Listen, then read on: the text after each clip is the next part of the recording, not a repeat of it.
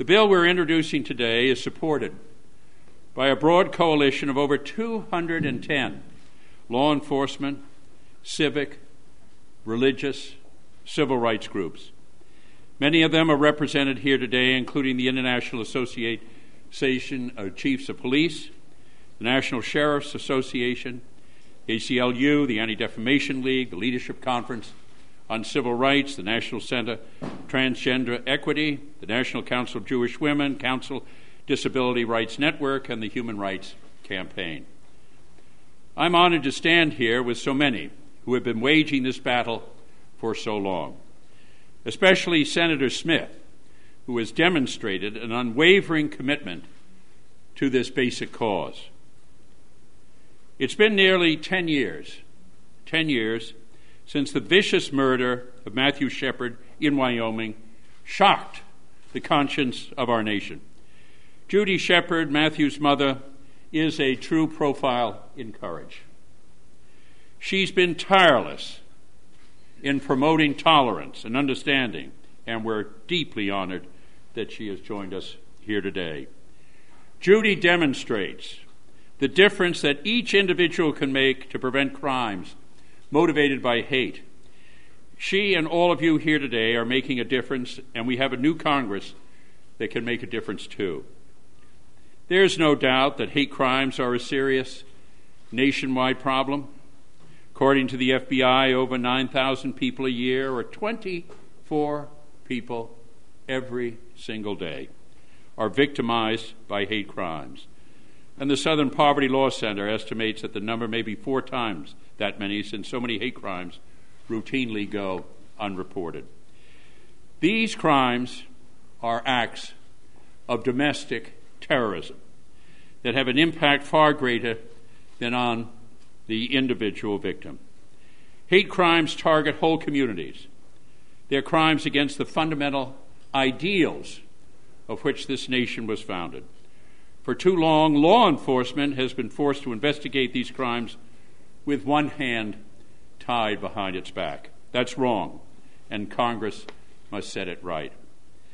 The bill we are introducing today strengthens the federal role in investigating and prosecuting hate crimes. It removes the excessive restrictions in the current federal law. It offers federal assistance to state and local law enforcement to investigate and prosecute hate crimes. It provides training grants for local law enforcement. It also enables federal prosecutors to charge gang members with hate crimes if they act in ways that encourage these despicable crimes. The new Congress is serious about prosecuting these vicious crimes. We have a real opportunity to enact it into law this year, and with your help, we'll make the most of that opportunity. It's a pleasure to welcome a very special friend and somebody who's been a real leader in this whole battle to bring this nation to a greater sense of fairness and justice in battling hate crimes, my friend Gordon Smith.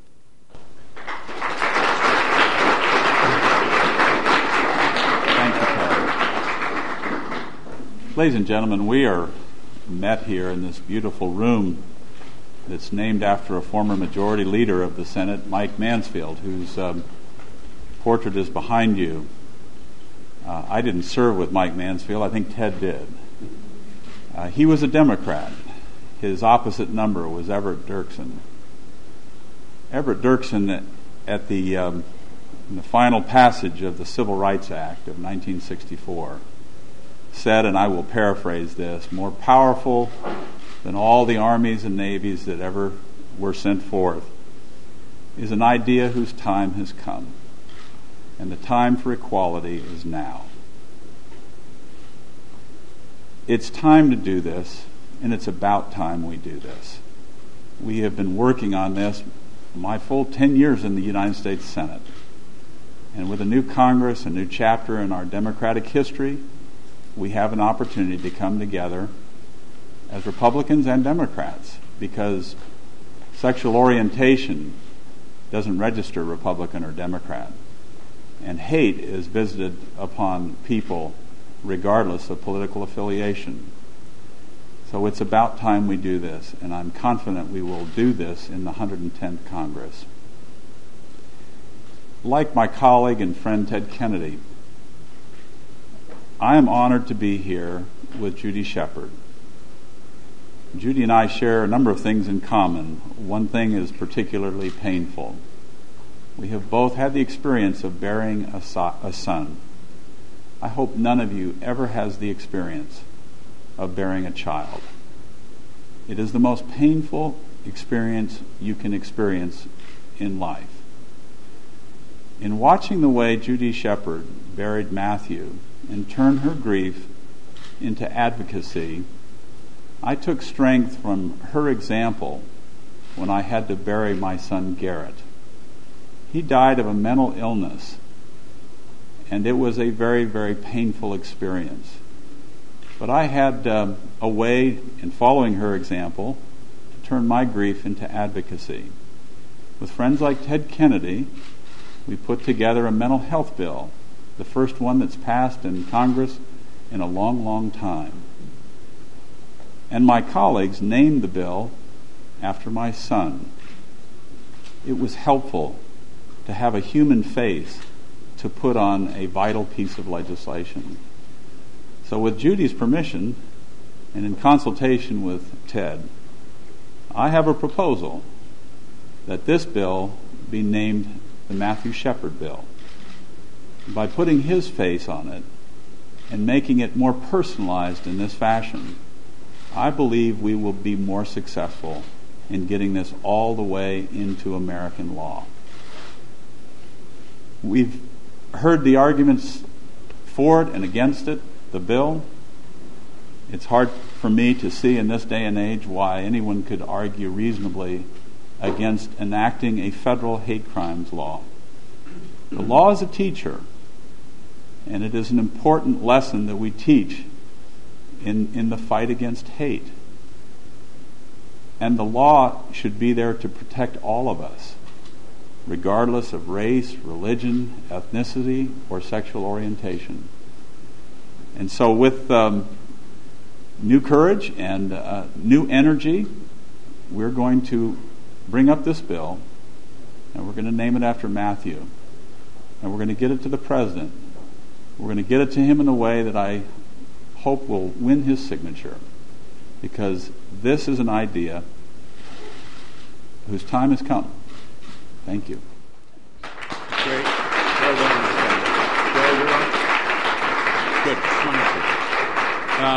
Joe Salamise, thank you so much for all you do and continue to do.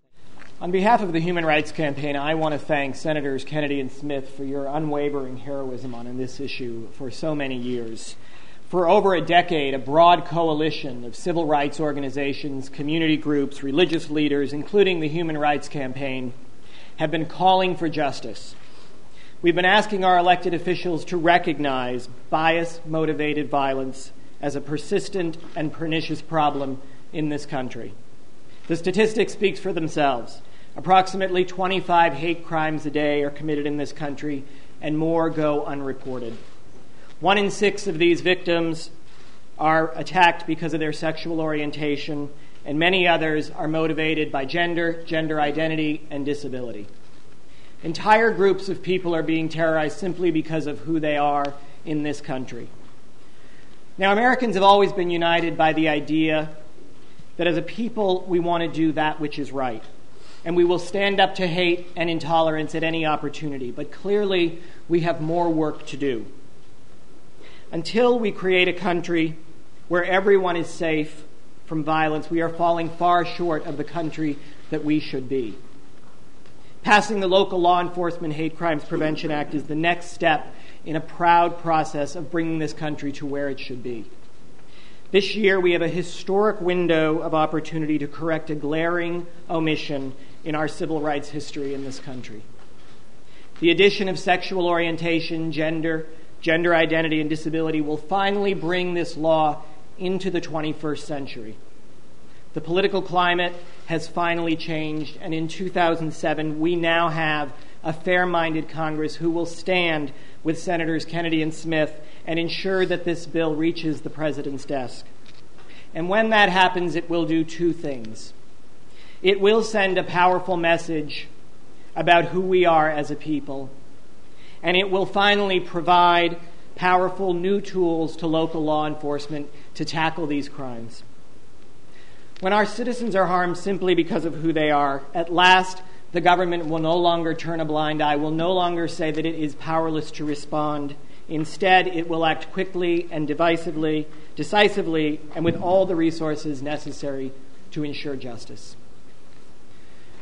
Perhaps no one understands the need for this legislation better than Judy Shepherd. She's been a patient and passionate advocate for this bill. She's brought an incredible amount of resolve and unyielding commitment, even when the political odds have been against us for so long. Her activism is an inspiration to the impact one person can have in this country to make a difference. I'd now like you to join me in welcoming Judy Shepherd to tell her story.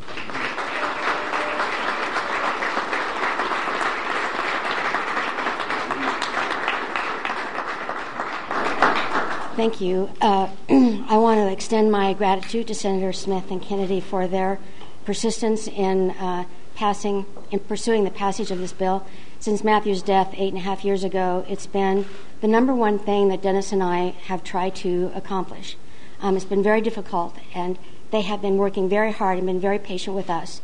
In addition, I would like to thank them for honoring Matthew's memory by naming the bill after him. I can't think of a more appropriate way to remember who Matt was and what he was, which was a 21-year-old college student just living his life the way he thought he should.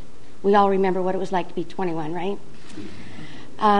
This bill has a particular sentiment for me, not only because of what happened to my son Matthew, but also because where the case was tried and investigated, Albany County, Laramie, Wyoming, and because sexual orientation was not included in the original hate crime legislation, our county and city had to furlough 5 employees to cover the costs because it did not qualify for federal aid.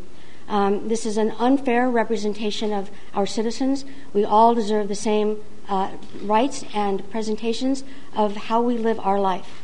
To not be able to prosecute to the full extent just isn't fair and not right for all Americans. This bill is a huge step forward to include everyone in that category. This is about all Americans. Yes, we're adding sexual orientation, gender identity and expression, and disability. However, the bill in itself includes all Americans. This is meant to protect everybody based on ethnicity, religion, and so on. This is for all of us to take advantage of and to learn from. Again, I want to thank you all. Thank you, senators. And I'm hoping for the best. Thank you very much.